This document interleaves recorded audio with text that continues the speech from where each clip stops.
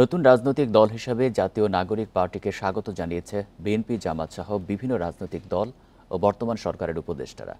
তাদের মতে জনগণের আকাঙ্ক্ষা পূরণ করতে পারলে মিলবে সাফল্য। রাজনৈতিক বিশ্লেষকদের মতে বিদ্যমান রাজনৈতিক দল থেকে নাগরিক পার্টির বার্তায় ভিন্নতা রয়েছে।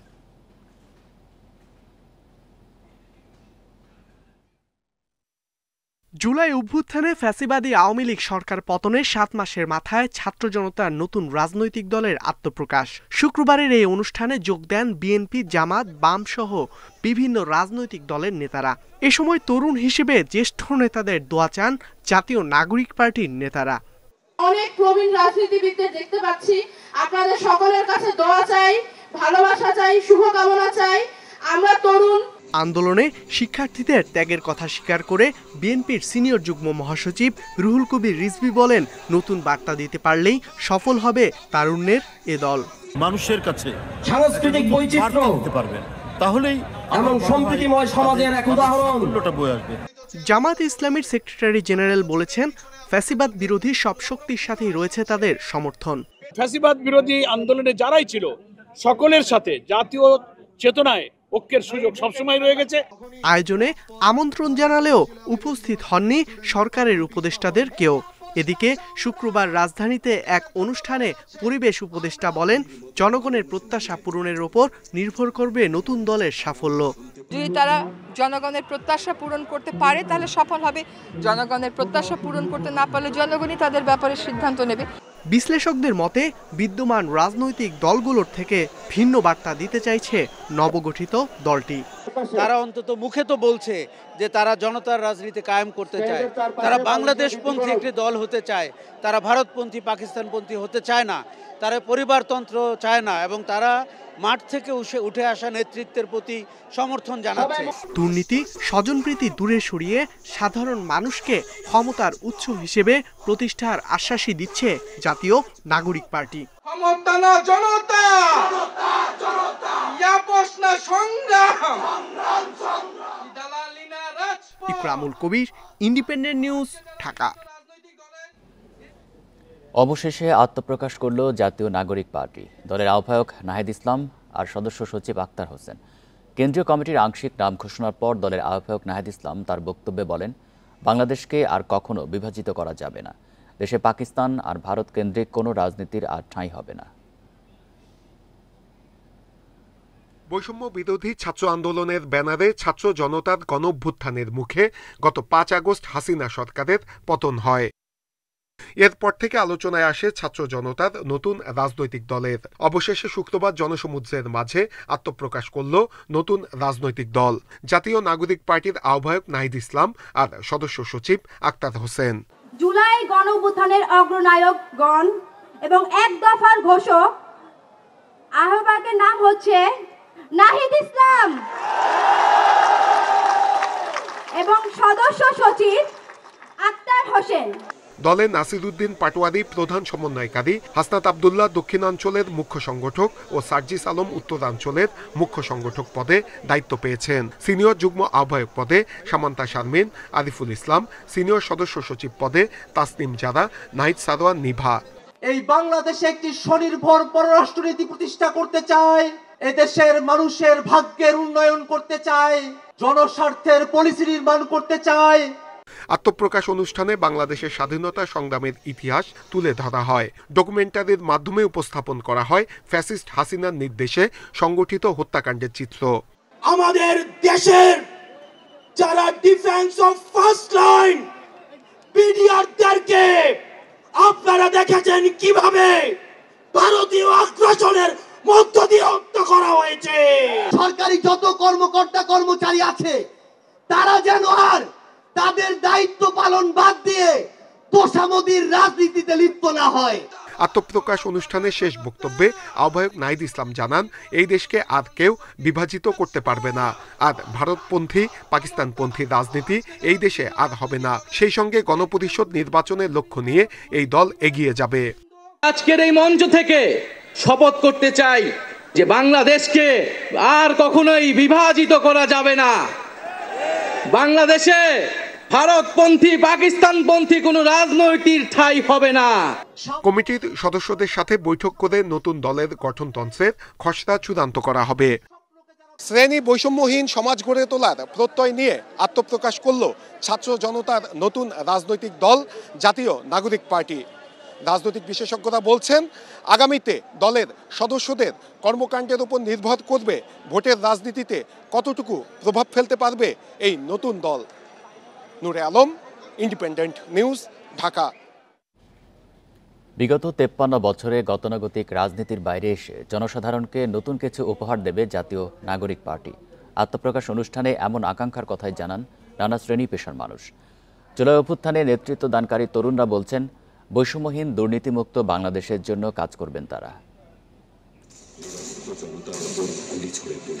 জুলাই অভ্যুত্থানের ভয়ানক দিনগুলো যখন পর্দায় ভেসে উঠছে, তখন অশ্রুসিক্ত সন্তানহারা মা বাবার চোখ, ভাইহারা শিশুর মুখে রাজপথের সেই দুঃসাহসী স্লোগান। জাতীয় নাগরিক পার্টির আত্মপ্রকাশ অনুষ্ঠানে এসেছিলেন জুলাই আন্দোলনে শহীদের পরিবার ও আহতরা। জানালেন ছাত্র জনতার নেতৃত্বে গঠিত নতুন দল থেকে তাদের আকাঙ্ক্ষার কথা।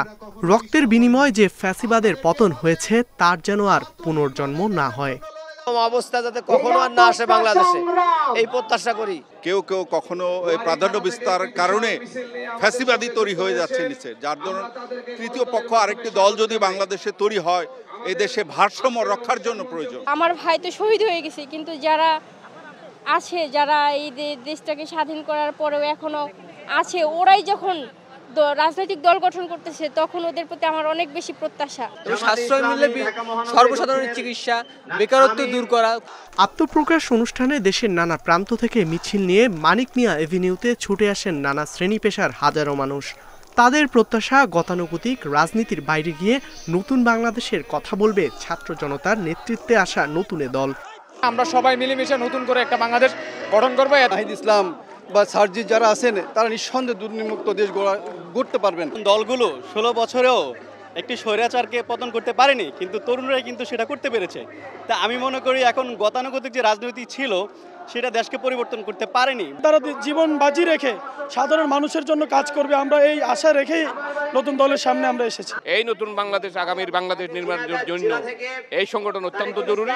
নাগরিক পার্টির নেতারা বলছেন, আর কোনো প্রতিহিংসা, স্বজনপ্রীতির রাজনীতি চান না তারা। শুধু গণতন্ত্র উপরে না, গণতন্ত্র যাতে পরিবার থেকে চর্চিত হয়, সেই প্র্যাকটিসটা আমরা করতে পারি। আমাদেরকে মানুষ ভয় পাবে না, আমরা জনগণকে ভয় পাবো। দেখতে চাই এবং তরুণদের নেতৃত্বে নতুন কিছু দেখতে চাই।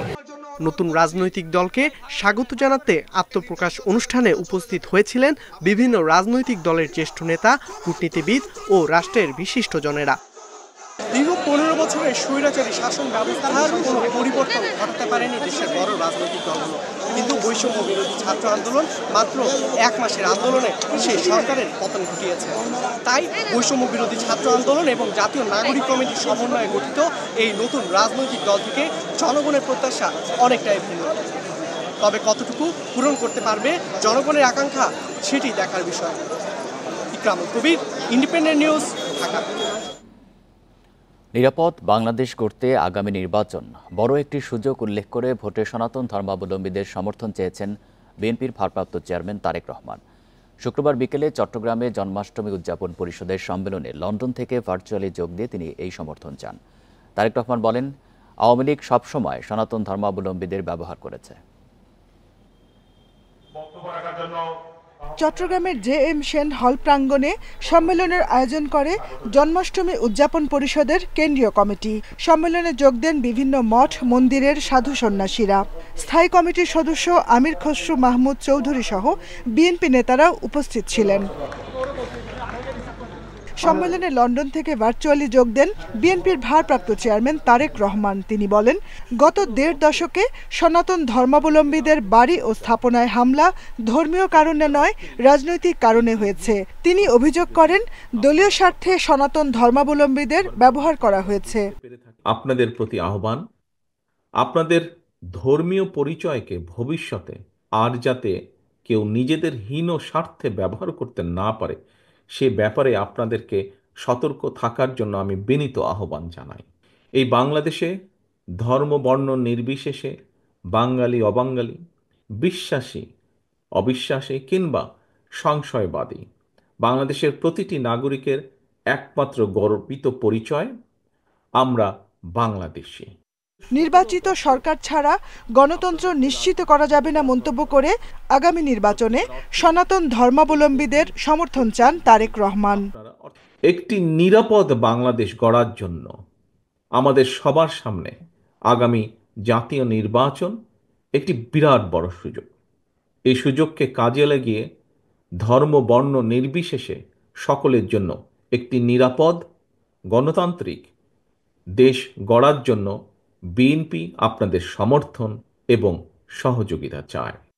জনগণের ভোটে নির্বাচিত সরকার যতদিন প্রতিষ্ঠিত না হচ্ছে ততদিন দেশে গণতন্ত্র নিরাপদ হবে না বলেও মন্তব্য করেন বিএনপির ভারপ্রাপ্ত চেয়ারম্যান। আপনাদেরকে রাজনৈতিকভাবে ব্যবহার। Jahanara Parvin, Independent News, Dhaka. সংস্কার ও ফ্যাসিস্টের বিচার ছাড়া নির্বাচন করতে দেওয়া হবে না বলে মন্তব্য করেছেন জামাতের নায়েবে আমির অধ্যাপক মুজিবুর রহমান। শুক্রবার দুপুরে কুমিল্লার ব্রাহ্মণপাড়া সরকারি উচ্চ বিদ্যালয় মাঠে আয়োজিত কর্মী সম্মেলনে তিনি একথা বলেন। জামাতে ইসলামের নায়েবে আমির বলেন, দেশের মানুষের ওপর 16 বছর ধরে জুলুম করেছে আওয়ামী লীগ। জুলাই আন্দোলনের সময় যা চূড়ান্ত রূপ পায়, গুলি চালিয়ে হত্যা করা হয় সাধারণ মানুষকে। এসব নির্যাতন যারা করেছে তাদের বিচার আগে হতে হবে। সংস্কার এবং গণহত্যার বিচারের পরেই নির্বাচন।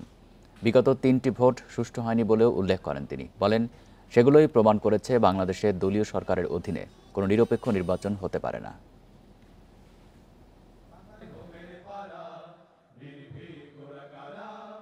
আগে নির্বাচন করতে গেলে ক্ষতি হবে জাতির, গোটা জনগণের ক্ষতি হবে। সেই জন্য আমরা সংস্কার চাই, আমরা বিচার চাই। সংস্কার এবং বিচারের পরেই নির্বাচন হবে। বাংলাদেশ শিল্পকলা একাডেমির মহাপরিচালক পদ থেকে পদত্যাগ করেছেন বিশিষ্ট নাট্য ব্যক্তিত্ব সৈয়দ জামিল আহমেদ। শুক্রবার সন্ধ্যায় শিল্পকলা একাডেমিতে এক অনুষ্ঠানে পদত্যাগের কথা জানান তিনি। রাজনৈতিক পট পরিবর্তনের পর গত বছরের 9 সেপ্টেম্বর শিল্পকলা একাডেমির মহাপরিচালকের দায়িত্ব নেন অধ্যাপক জামিল আহমেদ। এর 5.5 মাস পর পদ ছাড়লেন তিনি। শুক্রবার বাংলাদেশ শিল্পকলা একাডেমির প্রশিক্ষণ বিভাগের আয়োজনে মুনির চৌধুরী প্রথম জাতীয় নাট্যোৎসবের সমাপনী অনুষ্ঠানে প্রধান অতিথি হিসেবে উপস্থিত ছিলেন জামিল আহমেদ। মঞ্চে থাকা শিল্পকলা একাডেমির সচিব মোহাম্মদ ওয়ারেস হোসেনের হাতে পদত্যাগপত্র তুলে দেন এই নাট্য ব্যক্তিত্ব। তবে পদত্যাগের কোনো কারণ উল্লেখ করেননি তিনি। সৈয়দ জামিল আহমেদ একাধারে গবেষক, নাট্য নির্দেশক ও লেখক। যুবদল নেতা চাঁদাবাজির অভিযোগে সিলেটে সড়ক অবরোধ করে বিক্ষোভ করেছে হকাররা। শুক্রবার সন্ধ্যায় নগরীর বন্দরবাজার এলাকায় এই ঘটনা ঘটে। হকারদের অভিযোগ, বেশ কয়েকদিন ধরে যুবদল নেতা মাধব জিন্দাবাজার ও বন্দরবাজার এলাকায় হকারদের কাছ থেকে চাঁদা দাবি করে আসছিলেন। চাঁদা না দেয়ায় এক হকারকে উঠিয়ে নিয়ে যান মাধবের সহযোগীরা। এর জেরে চাঁদাবাজি বন্ধ ও অভিযুক্তকে গ্রেপ্তারের দাবিতে সড়ক অবরোধ করেন হকাররা। প্রশাসনের আশ্বাসে আধা ঘন্টা পর অবরোধ তুলে নেওয়া হয়। এই ঘটনায় যুবদল নেতা মাধবকে দল থেকে বহিষ্কার করা হয়েছে।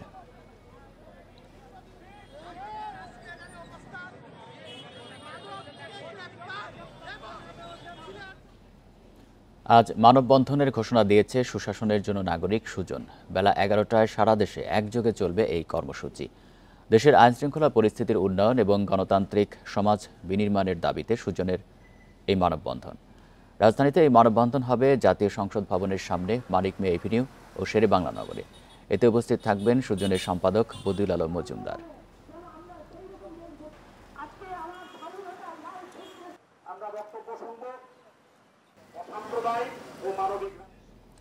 রোজা শুরুর আগেই দেশের বিভিন্ন বাজারে বেড়েছে বেগুন, শসা, লেবু, কাঁচামরিচের দাম। কিছু পণ্যের দাম গত সপ্তাহের তুলনায় প্রতি কেজিতে বেড়েছে 10 থেকে 20 টাকা পর্যন্ত।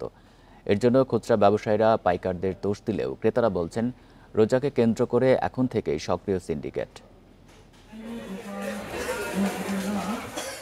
ইফতার সামগ্রীর অন্যতম অনুষঙ্গ বেগুন, শসা, লেবু, কাঁচামরিচ। তবে সপ্তাহের শুরুতেই বাড়তি এসব পণ্যের দাম। বগুড়ায় রোজা শুরুর 2 দিন আগে থেকেই খুচরা বাজারে বাড়তি লেবু, শসা ও বেগুনের দাম। সপ্তাহের ব্যবধানে প্রতি হালি লেবুর দাম 20 টাকা বেড়ে 50, শসা প্রতি কেজিতে 20 টাকা বেড়ে 60, কাঁচামরিচ 10 টাকা বেড়ে 40, বেগুন 10 টাকা বেড়ে 60 টাকায় বিক্রি হচ্ছে। বিক্রেতারা বলছেন হঠাৎ করেই সরবরাহ কমে যাওয়ায় বেড়েছে দাম। তবে ক্রেতাদের অভিযোগ অসাধু ব্যবসায়ীরা মজুত করে রাখছে। রোজাকে সামনে রেখে প্রতি বছর তো এই কাজটা করে। আগের বছরও করছিল, আগের বছর আর বেশি ছিল, এই বছর একটু কম। আমদানি আগের তুলনায় কমে গেছে অনেকটা, যার কারণে একটু দাম বেশি, চাহিদা বাড়ার কারণে। নরসিংদীর বেলাবোর বারৈচা পাইকারি বাজারেও একই পরিস্থিতি। পাইকারিতে প্রতি কেজি শসা বিক্রি হচ্ছে ৩৫ থেকে ৪০ টাকা দরে, যা গত সপ্তাহে ছিল ১৫ টাকা। গত সপ্তাহে প্রতি পিস কলম্বো লেবু ১৫ টাকায় বিক্রি হলেও এই সপ্তাহে তা ১৮ থেকে ২০ টাকা। এছাড়া বেগুন ৩০ টাকা বেড়ে ৫০ এবং কাঁচামরিচ ২৫ টাকা বেড়ে বিক্রি হয়েছে ৪০ টাকা কেজি দরে। যে অনুযায়ী বোঝা যাইতেছে মালের দাম আরো বাড়বে। মালটা আমরা সবসময় পাই বেশিরভাগ, তাহলে মালের দাম একটু কম থাকবে, আর যদি একটু সংকট দাম ডাবল হয়ে যাবে। একই পরিস্থিতি জামালপুরের বিভিন্ন বাজারে। ব্যবসায়ীদের দাবি পাইকারি বাজারে দাম বেড়ে যাওয়ায় প্রভাব পড়েছে খুচরায়।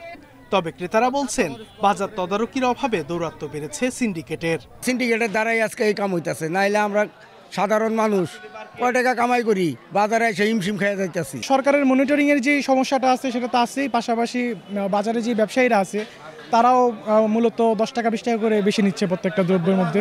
সপ্তাহের ব্যবধানে এসব পণ্যের দাম বৃদ্ধিতে হতাশ সাধারণ ক্রেতারা। বাজারে অসাধু ব্যবসায়ীদের কারসাজি ভাঙতে নিয়মিত অভিযান পরিচালনার দাবি তাদের। Sadekur Rahman Siddiqui, Independent news.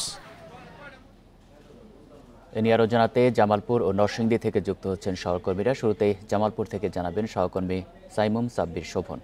শোভন, জামালপুরে পণ্যের দাম কেমন, বিশেষ করে রমজানে যেগুলো বেশি চাহিদা রয়েছে বেগুন, শসা এবং লেবু, সেগুলো গত সপ্তাহের তুলনায় কি দামে বেশি দামে বিক্রি হচ্ছে? দেখুন, আসলে রমজানকে কেন্দ্র করে জামালপুরের বাজারে কিন্তু প্রতিটি সবজির দাম বৃদ্ধি পেয়েছে, কোনো সবজির দাম কমেনি। তবে আশ্চর্যজনক হারে বৃদ্ধি পেয়েছে লেবুর দাম। যে লেবু আসলে গত 2 সপ্তাহ আগে 20 থেকে 40 টাকা কেজি দরে বিক্রি হতো, সেই লেবু কিন্তু এখন বর্তমান বাজারে একই লেবু বিক্রি হচ্ছে 140 থেকে 150 টাকা কেজি। আসলে এই বিষয়ে আমি আসলে পাইকারি ও খুচরা ব্যবসায়ীদের সাথে কথা বলার পরে জানতে পারলাম যে তারা আসলে একে অপরকে দোষ দিচ্ছেন। যেমন খুচরা ব্যবসায়ীরা বলছেন যে পাইকাররা দাম বৃদ্ধি করায় দাম বৃদ্ধি পেয়েছে, আর পাইকাররা বলছেন যে লেবু যারা চাষি আছে তারা দাম বাড়িয়েছেন। তো লেবু চাষিরা যেটি বলছেন যে গত বছরের তুলনায় এবছর আসলে লেবুর ফলন কম থাকায়, সংকট থাকায় এই দামটি বৃদ্ধি পেয়েছে। আর অন্যদিকে যদি আমি শসা, কাঁচামরিচের কথা একটু বলতে চাই, সেখানে আসলে গত সপ্তাহে সেসব 30 থেকে 40 টাকা কেজি দরে বিক্রি হতো, বর্তমানে কিন্তু এসব বাজারে বিক্রি হচ্ছে 40 থেকে 50 টাকা কেজির দরে। তো আসলে রমজানকে কেন্দ্র করে কিন্তু একটি সিন্ডিকেট তৈরি হচ্ছে। সাধারণ ভোক্তারা যেটি বলছেন যে এই সিন্ডিকেট ভাঙতে না পারলে দাম নিয়ন্ত্রণ করা সম্ভব না। তবে আমরা আসলে আজ পর্যন্ত জেলা প্রশাসনের তেমন কোনো কার্যক্রম দেখিনি আসলে এই দ্রব্যমূল্যর যে নিয়ন্ত্রণের জন্য তারা মাঠ পর্যায়ে রয়েছেন কিনা। তো আসলে সব মিলিয়ে দেখা যায় যে রমজানকে কেন্দ্র করে কিন্তু জামালপুরের বাজারে সব সবজির দাম বৃদ্ধি পেয়েছে। মূলত এই ছিল আমার কাছে সার্বিক তথ্য। শোভন, আপনি থাকবেন আমাদের সাথে। আমরা এবার নরসিংদীর পরিস্থিতি জানবো। সেখান থেকে আছেন সহকর্মী মোহাম্মদ আসাদুজ্জামান। আসাদুজ্জামান, নরসিংদীর পরিস্থিতি জানাবেন। রোজাকে কেন্দ্র করে পণ্যের দাম কতটা বেড়েছে আর ক্রেতা বিক্রেতারা কি বলছেন? আপনি জানেন যে আসলে আমরা যেটি বাজারে লক্ষ্য করি, প্রতি বছরই কিন্তু রোজার মধ্যে বিশেষ করে লেবু, শসা, কাঁচামরিচ, বেগুন এটার দাম কিন্তু বেড়ে যায়। নরসিংদীর পাইকারি বাজারে আমি যদি আপনাকে বলি, সেটি আসলে এখানকার যে পাইকারি বিক্রেতা আছেন তারা যেটি বলছেন যে যেসব পণ্য রমজানে বেশি প্রয়োজনীয় সেসব পণ্যের চাহিদা আসলে কমে যাওয়ার কারণে এই দামটা বেড়ে যায়। যে এখানে খুচরা বাজারে এইসব পণ্যের চাহিদা খুব বেশি বেড়ে যাওয়ার কারণে আসলে এই দামটা একটু বেড়ে যায়। তারা যেটি বলছেন দামটা খুব বেশি বাড়েনি, কিন্তু খুচরা বাজারে ক্রেতারা যেটা বলছেন যে আসলে এইসব পণ্যের দাম গত 2 সপ্তাহ 1 সপ্তাহের মধ্যে প্রায় দ্বিগুণ হয়ে গেছে। এর মধ্যে কিন্তু বিশেষ করে এই যে লেবুর যে বাজার, আপনি জানেন যে নরসিংদীর যে বিখ্যাত কলম্বো লেবু, সেটি আগে 40 থেকে 50 টাকা হালি, এক হালি লেবু 60 টাকায় মিললেও এখন কিন্তু সেটি 1 থেকে 150 টাকা, এমনকি 200 টাকা পর্যন্ত এক হালি লেবু বিক্রি হচ্ছে খুচরা বাজারে। আর এই লেবু আমি আর কি জিনিস জানিয়ে রাখি যে বিশেষ করে যে কাঁচামরিচ, সেটি আসলে খুব একটি না বাড়লেও অন্যান্য যে সবজিগুলি রয়েছে, বিশেষ করে শসা এবং বেগুন, সেটি কিন্তু দাম বেড়ে প্রায় দ্বিগুণ হয়ে গেছে। আর এরই মধ্যে আরেকটি বিষয়কে এখানকার যে পাইকারি বিক্রেতা আছেন তারা যেটি দায়ী করছেন, এখন লেবু, শসা, বেগুন কোনোটির আসলে পুরো মৌসুম না থাকার কারণে বাজারে কিন্তু এই যে সরবরাহ সেটি কম। এবং আপনি জানেন যে রোজা আসলেই কিন্তু এইসব পণ্যের সরবরাহ চাহিদা বেড়ে যায়, এবং চাহিদা বেড়ে যাওয়ার কারণে কিন্তু দামটা বেড়ে যায়। আর দামটা তারা যেটি বলছেন যে আসলে এই রোজার শুরু হওয়ার আগেই এই দামটা বাড়লেও আসলে রোজার এক সপ্তাহের মধ্যে আসলে আর নতুন করে আর দাম বাড়বে বলে তারা আসলে মনে করছেন না। জামালপুর এবং নরসিংদী থেকে জানাচ্ছেন আমাদের সহকর্মীরা। তেলসহ রোজার প্রয়োজনীয় পণ্য নিয়ে যে সংকট চলছে সেটি আগামী এক সপ্তাহের মধ্যে সমাধান হয়ে যাবে বলে জানিয়েছেন বাণিজ্য উপদেষ্টা শেখ বশির উদ্দিন। শুক্রবার দুপুরে সাভার চামড়া শিল্প নগরীতে বিভিন্ন স্থাপনা ও সিইটিপি পরিদর্শন শেষে তিনি একথা বলেন। এ সময় তিনি বলেন, আগামী 7 দিনের মধ্যে খেজুর, ছোলাসহ রমজানে প্রয়োজনীয় যত পণ্য আছে সেগুলোর দাম কমে আসবে। বর্তমানে যথেষ্ট পরিমাণে খাদ্যপণ্য মজুদ রয়েছে বলেও জানান উপদেষ্টা। কেউ পণ্যের দাম নিয়ে কারসাজি করছে কিনা সেটিও তদারকি করা হবে বলেও আশ্বাস দেন তিনি। চামড়া শিল্প নগরী পরিদর্শনকালে উপদেষ্টার সাথে বাণিজ্য মন্ত্রণালয়ের ঊর্ধ্বতন কর্মকর্তারা উপস্থিত ছিলেন। এই মুহূর্তে বাজারে যে সমস্যাগুলো স্পেশালি তেল কেন্দ্রিক যেটা আছে এটা ইনশাল্লাহ সমাধান হয়ে যাবে, এবং 7 দিনের ভিতরেই রমজানের যত ধরনের পণ্য আছে, খেজুর, ছোলা এবং বিভিন্ন ধরনের যে সমস্যাগুলো আছে, ইনশাল্লাহ 7 দিনের মধ্যে সব জিনিসের দাম ইনশাল্লাহ কমে যাবে। রমজান উপলক্ষে দেশের বিভিন্ন বন্দরে বেড়েছে ছোলার আমদানি। বাজারে মানভেদে প্রতি কেজি ছোলা বিক্রি হচ্ছে 105 থেকে 120 টাকায়। এবারে রমজানে ছোলার দাম আগের মাসের তুলনায় কেজিতে 5 থেকে 10 টাকা কমেছে। তবে ট্রেডিং কর্পোরেশন অব বাংলাদেশ টিসিবির হিসাবে গত এক বছরের ব্যবধানে ছোলার দাম 9.76% বেশি। প্রতি বছর রমজান এলেই বাড়ে ছোলার চাহিদা। বছরের অন্য মাসে গড়ে 10,000 টন ছোলার চাহিদা থাকলেও রমজান মাসে তা বাড়ে 5 থেকে 10 গুণ। এর পরিপ্রেক্ষিতে দেশের বন্দরগুলোতেও বেড়েছে ছোলার আমদানি। প্রতিদিন গড়ে 7 থেকে 10 গাড়ি ছোলা আমদানি হলেও সেই সংখ্যা বেড়ে দাঁড়িয়েছে 15 থেকে 20 গাড়িতে। চলতি মাসের 1 থেকে 25 তারিখ পর্যন্ত 150 ট্রাকে প্রায় 5,500 মেট্রিক টন ছোলা আমদানি হয়েছে। রাজধানীর বিভিন্ন বাজারে ছোলার দামের তারতম্য থাকলেও পাইকারি বাজারগুলোতে মিলছে মানভেদে প্রতি কেজি 105 থেকে 120 টাকায়। ছোলা মনে করেন আপনার আগে ছিল 120 টাকা 25 টাকা, এখন মাত্র 100 টাকা, 98 টাকা, 95 টাকা করে বিক্রি করতে আছে। গত বছর ছোলা ছিল আপনার 100 থেকে 80-র মধ্যে। 80 হলো সর্বনিম্ন, 195 এর সর্বোচ্চ ছিল।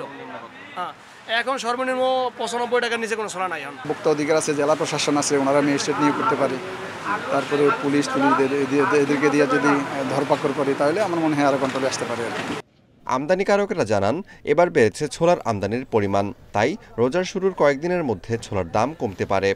ভারত থেকে আমদানি পেত, এখন বাজার মোটামুটি 94.5 টাকা, 95, 94.5 এরকম। এদিকে রমজান মাসের প্রতিদিনই বাজার মনিটরিং করা হবে বলে জানিয়েছে ভোক্তা অধিকার সংরক্ষণ অধিদপ্তর। মনিটরিং টিমের সংখ্যাও দ্বিগুণ করা হয়েছে বলে জানান ভোক্তা অধিদপ্তরের মহাপরিচালক। এখন রমজান আসছে বা ভোক্তারা অস্বস্তিতে আছেন, কিন্তু আমাদের এই সমস্যাটা তো লং সমস্যা। তাহলে ভবিষ্যতের করণীয় বিষয়ে আমাদের একটা দিক নির্দেশনা পাওয়ার জন্য আমরা এখন একটা তদন্ত টিম করে দেব। টেরিফ কমিশনের তথ্য অনুযায়ী প্রতি বছর শুধু রোজায় ছোলার চাহিদা থাকে 1 lakh ton. Amirul Islam, independent News, Dhaka. পর্দা নামল অমর 21শে বইমেলার। এবার মোট বই বেরিয়েছে 3,299টি। শেষ দিনে বই বেরিয়েছে 335টি। সমাপনী অনুষ্ঠানে সংস্কৃতি উপদেষ্টা বলেন, সীমান্তের ওপার থেকে অপপ্রচার চালিয়ে মেলাকে বিতর্কিত করার চেষ্টা হলে তা প্রতিরোধ করেছে সরকার। ভাঙল মিলন মেলা, পর্দা নেমেছে বাঙালির প্রাণের উৎসব অমর 21শে বইমেলার। মাস জুড়ে বইমেলা পরিণত হয় লেখক, পাঠক, প্রকাশকের মিলন মেলায়। শুধু বই বিক্রি নয়, বাঙালির পারস্পরিক মেলবন্ধন এই মেলা। শেষ দিনে ছিল না তিল ধারণের ঠাঁই, তবে এবার অতিরিক্ত বইয়ের দাম ও মানহীন বা সম্পাদনা ছাড়া বই নিয়ে অনেক লেখক ছিলেন সোচ্চার। ভালো দেখলাম, অনেক ভালো ভালো রাইটার আসছে, ভালো ভালো বই নিয়ে আসছে আমাদের জন্য। অনেক উন্নয়নমূলক বই নিয়ে আসছে আমাদের জন্য। এটাই স্বাস্থ্য বিষয়ক বই আমরা লিখি, সেগুলোর জন্য আলাদা একটা প্রমোশন থাকা উচিত। প্রমোশনটা মানে কি, তাদেরকে আমরা যাতে বিশেষভাবে তরুণদের হাতে এই ধরনের বই দিতে পারি। 21শে বইমেলার এই আয়োজন বাংলাদেশের সকল মানুষের মধ্যে ছড়িয়ে দেওয়া উচিত। বই মানুষের প্রাণ, বই মানুষের আকাঙ্ক্ষা পূরণের জায়গা। সমাপনী অনুষ্ঠানে বাংলা একাডেমিকে ঢেলে সাজানোর কথা বললেন সংস্কৃতি উপদেষ্টা। জানান, বইমেলাকে বিতর্কিত করতে প্রতিবেশী দেশ থেকে অপপ্রচার চালানো হলেও তারা সফল হয়নি। যে আমাদের বিরুদ্ধে যে একটা প্রোপাগান্ডা ম্যানুফ্যাকচার করা হচ্ছে সীমানার ওই পার থেকে, সেই প্রোপাগান্ডাটা যেন আমরা কথা দিয়ে উত্তর দিতে না হয়, আমাদেরকে যেন আমরা আমাদের কাজ দিয়ে উত্তর দিতে পারি, এবং সেই উত্তর দেওয়ার কাজটা আমাদের প্রতিষ্ঠানগুলো করতে পারছে বলে আমি তাদেরকে ধন্যবাদ জানাই। সমাপনী অনুষ্ঠানে বাংলা একাডেমির কবি জসিমউদ্দিন সাহিত্য পুরস্কার তুলে দেওয়া হয় কবি আল মুজাহিদকে। সৈয়দ ওয়ালিউল্লাহ সাহিত্য পুরস্কার দেওয়া হয় বর্ণালী সাহা ও জার্মান গবেষক থান্স হার্ডারকে। Arafatur Rahman, Independent News, Dhaka. যন্ত্রপাতি আর জনবল সংকটে ব্যাহত শহীদ জিয়াউর রহমান মেডিকেল কলেজ হাসপাতালের জরুরি চিকিৎসা। বগুড়ার এই হাসপাতালে আধুনিক অবকাঠামো থাকলেও কিডনি ডায়ালাইসিস ইউনিটের 50 শয্যার মাত্র 20টি সচল, আর শিশু ও প্রসূতিদের জন্য তৈরি ইউনিট চালুই করা যায়নি।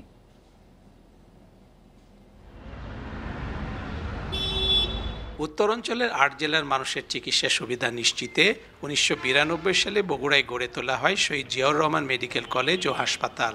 2016 সালে এখানে চালু হয় কিডনি ডায়ালাইসিস ইউনিট। হাসপাতাল কর্তৃপক্ষ জানায়, আধুনিক সব সুযোগ সুবিধা থাকলেও যন্ত্রপাতি আর জনবল সংকটে ডায়ালাইসিস বিভাগের সব শয্যা সচল করা যায়নি। এ কারণে চিকিৎসা পেতে কিডনি রোগীদের অপেক্ষা দীর্ঘ হচ্ছে। অনেক পেশেন্ট যারা পজিটিভ হচ্ছে তাদেরকে বাইরে কোথাও যেতে হবে না, আমরা এখানেই B positive, C positive infectious patient যারা আছে তার সঙ্গে আমরা নর্মাল পেশেন্ট সহ আমরা একটা পূর্ণাঙ্গ ডায়ালাইসিস সেবা এখানে দিতে পারবো। এই সুবিধাটা হচ্ছে না শুধু ডায়ালাইসিস মেশিন আমাদের প্রয়োজন এবং আমাদের লোকবল প্রয়োজন। এই হাসপাতালে প্রসূতি ও শিশুদের জন্য আলাদা করে 10 বেডের নিবিড় পরিচর্যা কেন্দ্র আইসিইউ তৈরি থাকলেও সেবা পাচ্ছে না রোগীরা। বন্ধ ওয়ান স্টপ এমার্জেন্সি সেন্টারও। আমরা যদি এমার্জেন্সির মাধ্যমে কিছু রোগী অবজারভেশনে রেখে তাদেরকে চিকিৎসা দিয়ে হয়তো ভর্তি না রেখেই আমরা ছেড়ে দিতে পারতাম। তো এগুলো সবই আসলে উন্নত আমার হাসপাতালের স্বাস্থ্য ব্যবস্থা বা স্বাস্থ্য সেবাকে উন্নত করবে। এই প্রকল্পগুলো চালু হলে আমরা যদি মেইনলি জনবল এবং যন্ত্রপাতি যদি পাই, তাহলে হাসপাতাল শহীদ জিয়াউর মেডিকেল কলেজ হাসপাতালে আরও উন্নত সেবা দিতে পারবে। প্রয়োজনীয় যন্ত্রপাতি ও জনবল নিশ্চিত করে জরুরি এইসব সেবা চালুর দাবি করেছেন স্থানীয়রা। প্রসূতি মায়েদের জন্য, শিশুদের জন্য বা আরও অন্যান্য যে ইউনিটগুলো তৈরি করা হয়েছে, প্রয়োজনীয় লোকবল অভাবে এবং যন্ত্রপাতি অভাবে ইউনিটগুলো চালু না হওয়ার কারণে জিয়া মেডিকেলের প্রত্যাশিত রোগীরা যে সেবা পাওয়ার কথা ছিল সেখান থেকে তারা বঞ্চিত হচ্ছে। জরুরি এইসব চিকিৎসা সেবা নিশ্চিত না করায় স্থানীয় গরিব রোগীদের ভোগান্তি সবচেয়ে বেশি। Hasibur Rahman, Independent News, Bogura. রাঙামাটি খাগড়াছড়ি মহাসড়ক 4 দশকেও সংস্কার হয়নি, ফলে সরু সড়কে ভারী যানবাহন চলাচল করতে গিয়ে প্রায়ই ঘটছে দুর্ঘটনা। এই অবস্থায় দ্রুত সড়ক প্রশস্ত ও ঝুঁকিপূর্ণ বাঁক কমানোর দাবি যাত্রী ও চালকদের। সড়ক প্রশস্তকরণ প্রকল্প প্রক্রিয়া চলমান রয়েছে বলে জানিয়েছে সড়ক বিভাগ। নিয়ম অনুযায়ী আঞ্চলিক মহাসড়কগুলোর 24 ফুট প্রশস্ত থাকার কথা, কিন্তু রাঙামাটি খাগড়াছড়ি আঞ্চলিক মহাসড়ক প্রশস্ত মাত্র 12 ফুট। দিন দিন এই পথে যানবাহন ও চলাচলকারী বাড়লেও সড়কটি হয়নি প্রশস্ত। এতে ভারী যানবাহন চলাচল ব্যাহত হচ্ছে, ভোগান্তিতে পড়ছেন পর্যটক ও স্থানীয়রা। মূলত রাস্তা ছোট, একটা গাড়ি গেলে আরেকটা গাড়ি ওভারটেক করা যায় না, যানবাহন আগের চেয়ে অনেক বেশি। মনে করেন এই একটা রুটটা আরো বড় হলে আমাদের জন্য ভালো হবে। এছাড়া 1980-র দশকে নির্মিত সড়কটি ঝুঁকিপূর্ণ অনেক বাঁক থাকায় প্রায়ই ঘটছে দুর্ঘটনা। দ্রুত সড়কটি সংস্কারের পাশাপাশি ঝুঁকিপূর্ণ বাঁক কমানোর দাবি চলাচলকারীদের। নিচে চলে যেতে হয়, গ্যাপে চলে যেতে হয়, রোডটা শুরু হওয়ার কারণে আমরা সাইড দেওয়ার জায়গা থাকে না। অনেক দূর দূরান্ত থেকে যে গাড়িগুলো আসে হয়তো তারা রাস্তার ওরকম ভাবে চিনে না, রাস্তাটা একটু বড় হলে হয়তো আমাদের জন্য ভালো হয়। সড়ক বিভাগ বলছে আঞ্চলিক সড়কটি প্রশস্তকরণ ও বাঁক সরলীকরণ প্রকল্পে পরিবেশগত সমীক্ষা চলছে। পরে প্রকল্পটি চূড়ান্ত হবে। তবে দুর্ঘটনা রোধে চলতি বছরে 15টি অতি ঝুঁকিপূর্ণ বাঁক অপসারণ করা হবে বলে জানিয়েছেন কর্মকর্তারা। আমাদের এনভায়রনমেন্টাল ইমপ্যাক্ট অ্যাসেসমেন্ট এবং এনভায়রনমেন্টাল ম্যানেজমেন্ট প্ল্যান দরকার। সেটার জন্য একজন কনসালটেন্ট কাজ করছে। আমরা খুব দ্রুতই এনভায়রনমেন্টাল ইমপ্যাক্টমেন্ট যে প্ল্যানটা সেটা আমরা পেয়ে গেলে সেটা পরবর্তীতে আমরা প্রকল্পটা পুনরায় ঊর্ধ্বতন কর্তৃপক্ষের কাছে প্রেরণ করব। প্রতিদিন এই সড়কে চলাচল করে 1500 থেকে 2000 যানবাহন। সড়কটিতে ঝুঁকিপূর্ণ বাঁক রয়েছে 110টি। Independent news. মৌলভীবাজারে শ্রীমঙ্গলের বাইক্কাবিলে দর্শনার্থী প্রবেশে সম্প্রতি অনির্দিষ্টকালের নিষেধাজ্ঞা জারি করেছে প্রশাসন। জীববৈচিত্র্য সংরক্ষণ ও পরিবেশ রক্ষার স্বার্থেই এমন সিদ্ধান্ত নেওয়া হয়েছে। তবে পূর্ব ঘোষণা ও প্রচারণা ছাড়া বিলে দর্শনার্থী প্রবেশ বন্ধের সিদ্ধান্তে মিশ্র প্রতিক্রিয়া স্থানীয়দের।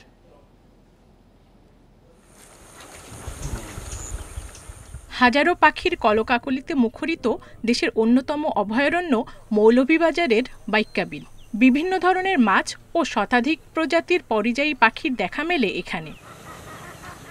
কিন্তু অতিরিক্ত পর্যটক, উচ্চ শব্দ ও প্লাস্টিক বর্জ্যের কারণে বিরূপ প্রভাব পড়েছে বিলের পরিবেশে।